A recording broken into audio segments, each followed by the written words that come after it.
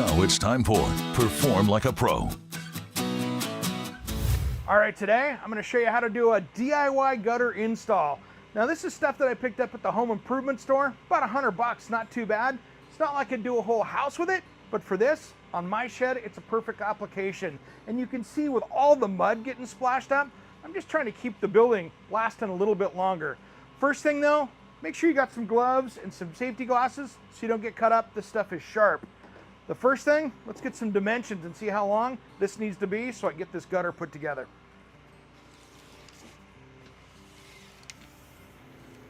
Now I want this to go just a little bit longer than the building. Get that caught right there. So I'm at 147 inches. So I'm gonna go about 148, so we just go beyond the roof line. I'm gonna grab as much as we can.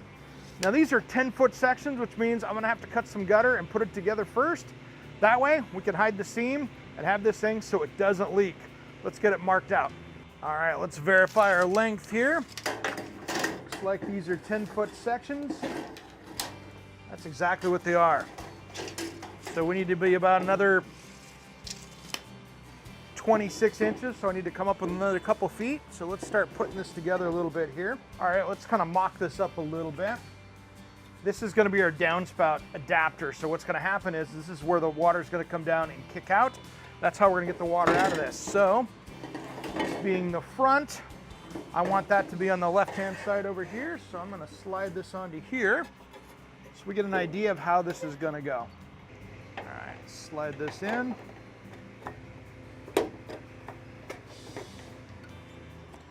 Has to go in like that.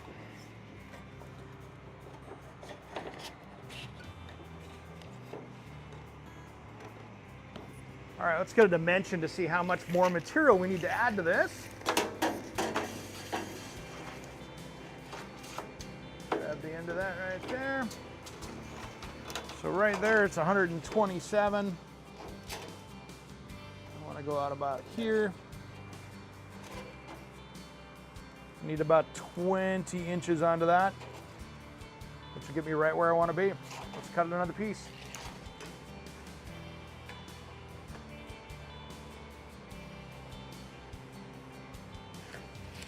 All right, I'm just going to use my square and mark this out here.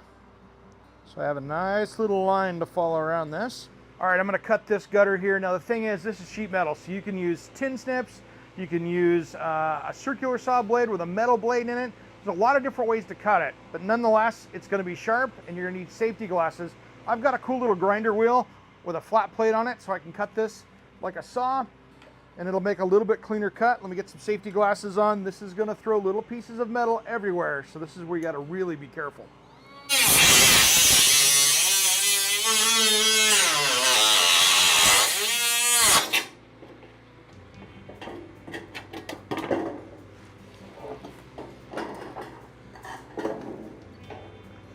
All right, we got that cut. Now let's assemble this thing here on the table so that way we can put it up on there as one piece. It's easier to do it than to mess with this up on the building. All right, let's get this mocked up so we know if it's gonna be long enough here.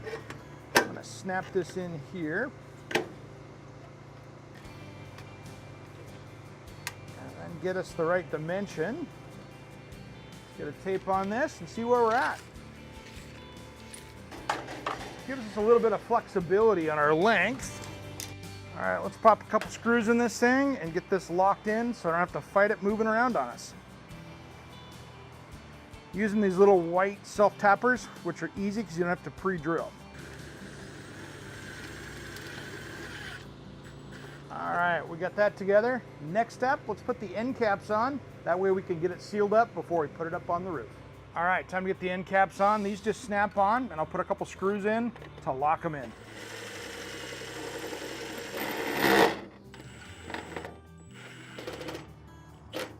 Okay, now here's the thing. These things are a little hokey. They don't fit together that well, so you are gonna fight it and do the best you can with it.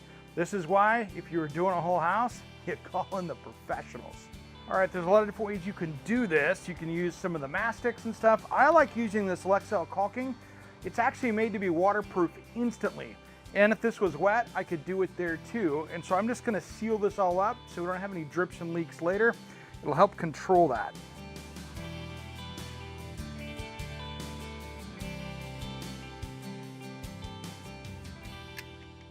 All right.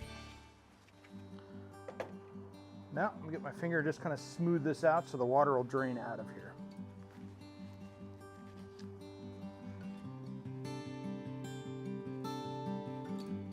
The smoother this is, the better. Just because the water will move, I don't need to create a little tiny dam here, so I just want it to be nice. All right, this doesn't have to be pretty. You're never gonna see it. You just want it to be sealed up and ready to go. Now, let's get this and put it up on the wall here and make sure we get it at the right slope, because that's the key for this to drain. Right where I want it. So let me get this locked in, get my first one in.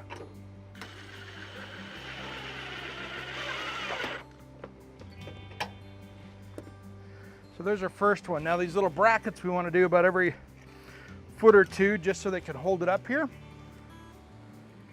Let me get this second one in here. Just watching my line, that's exactly what I want. So let me lock this one in. All right. That snapped up in there a little better.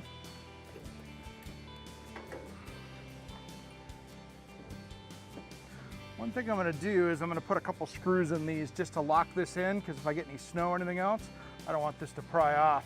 But we'll get that once I get the rest of these in. Time to move the ladder. All right, let's get this last one in right here. I've kind of moved this back up this way to help kick the water back this way.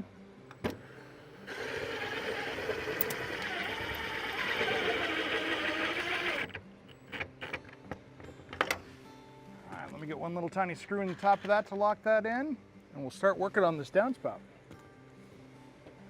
All right, now this is a little bit of an interesting situation because it's got a really tight soffit, which means I can't use the traditional double L's here to get ourselves down there. We just don't have the room. There's not enough overhang.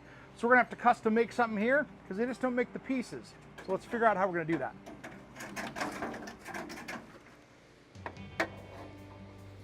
There we go. That'll go in there pretty good. And I'm going to put that downspout here. So let's see if we can get that to fit together. So I'm going to cut the next piece. I know we're about in this height before we kick out, so let's cut the next one.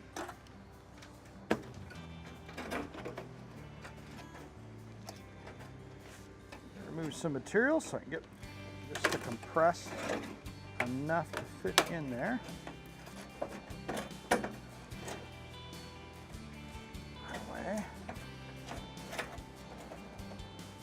Give me a place to bend to, like that. All right, last thing to do is make sure we get that kick out at the bottom so we don't wash out the foundation. Then we got this thing wrapped up. All right, there we go. The screws to lock that in.